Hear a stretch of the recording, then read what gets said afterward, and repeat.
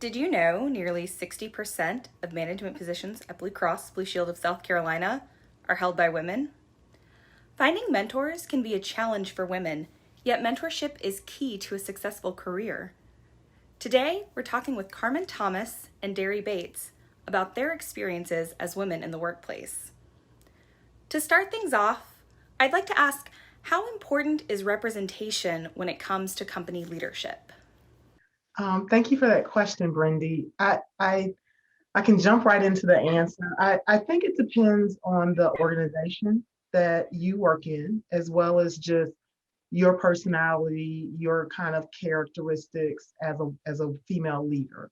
At Blue Cross, there's a really strong support system for equity and equality. And there's definitely a lot of women leaders. I don't know the exact figures, but I know the majority of our staff are women.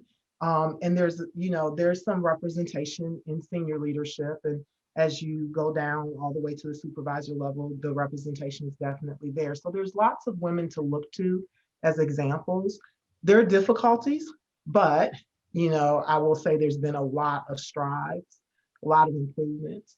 And I think that, women in leadership is obviously, it's the way of our world, right? We need our leaders to represent what we see around us, what we see in society, what we see in our workforce, and that diversity of ideas and perspective. And the approach that women have sometimes is just simply different than a male approach. And all of those things are beneficial to us as a company at Blue Cross. I have a very narrow, a little bit biased scope because sometimes people joke and say my blood runs blue, but I've been at Blue for 24 years, so that's primarily my experience. And I know that our company supports the growth of women leaders. What would be your advice in planning a career rather than just simply working a job? Sure. This is a funny topic because I read an article recently about a young couple who had, set this pathway forward at 20 of, where their career trajectory was going to go. And I think the first place it starts, which you're well on your way, is education. And you really have to make good choices about education. If you know the industry that you want to work in, um, then you need to align your pathway there. And there's different things that go into that, right? There's your passion, there's your interest, there's the market, there's money, there's future potential growth, all of those things. So I would say that when you're thinking through that, you really need to write down something. I love lists, which is probably part of my one of my leadership superhero strengths, noted or not. But you really need to sit down and make a list, and it really should be a narrow list that focuses on what's your immediate goals, what's your 1 year goal.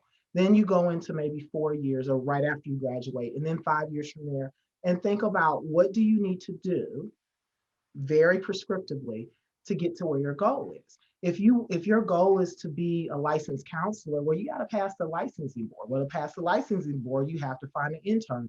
Well, to find an internship, you have to have some networking going on. So as a freshman, go volunteer at the Department of Public Health. And so you have to be thoughtful about the steps you're taking to reach your goal. And also you have to be really kind to yourself. Everyone that is successful has failed. That's what I will say. Michael Jordan once said, you miss 100% of the shots you don't take. So my advice to you is to take your shot, you miss it, learn from it, and move on. How do you embrace or deal with professional failure? I don't know. I think me personally, and I recognize everyone isn't like this, I'm a very quick processor. I will go through the stages of grief very quickly, right? Because when you have a failure, there's some grief involved. So I will go through, anger, acceptance, what's the next step? That tends to be my process. Like I will be like, what did I do wrong?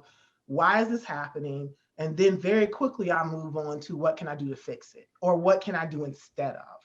And in my industry, it moves so quickly. There's so many unknowns that impact us, from the financial state of this country, health state of this country, our groups, financial status, just regulatory, accreditate. There's all these different factors and pressures that we have. And any one of those things can change and change the trajectory of whatever, goal I'm focused on. So I think being at Blue Cross has taught me a lot of resiliency. So that's one. And that's something that as you grow in leadership and you grow into being comfortable in the job that you're in, you'll learn that. So I'm quick to accept failure, recognize where I had a part in it, and then try to fill those gaps and figure out how do I still get to the goal that I'm trying to reach. Thank you for talking with us today. Well, I do want to say thank you for the opportunity. And Deri, just know that there is no limit to what you can do. You just have to think through it, have a plan, execute your plan, rise up over the gaps, and you will get to where you need to be. And you did a great job with your questions today. So you are well on your Thank way, you. young lady. Thank you so much. You're welcome.